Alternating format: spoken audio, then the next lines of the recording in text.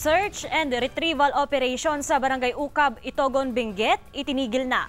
Tuloy-tuloy naman ang pamimigay ng ayuda kung saan aabot sa mahigit 400 pamilya ang makikinabang sa Balik Probinsya program. Balitang tinutukan ni Russell Simorio. Itinigil na ng lokal na pamahalaan ang paghuhukayo ang search and retrieval operation sa nangyaring killer landslide sa Barangay Ucab, Itogon, Benguet. Halos nahukay na nila yung buong area. I-declare na talagang wala nang natira doon.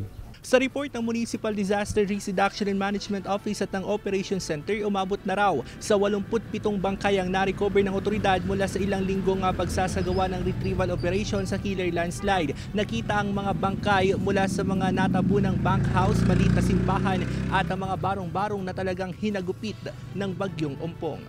May ilang mag-anak pa rin na nasa evacuation center tulad ni Aling Andrea. Bukod sa nawasak ang kanyang bahay, nagluluksa rin siya sa pagkamatay ng kanyang apo. Di namin makalimutan kasi doon kami pinanganak yung mga anak namin, doon kami nagtatrabaho kaya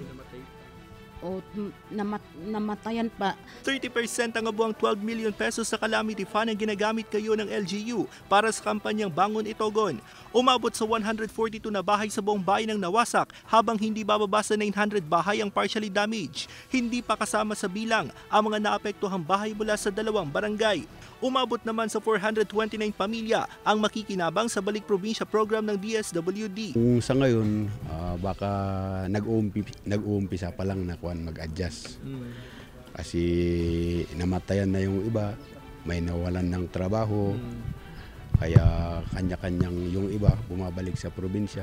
Patuloy ang pagtulong ng iba't ibang national agencies at non-government organizations sa bayan ng Itogon. Umabot na sa 13 million pesos ang nalikom na cash donation na gagamitin para matulungan ang mga biktima ng killer landslide.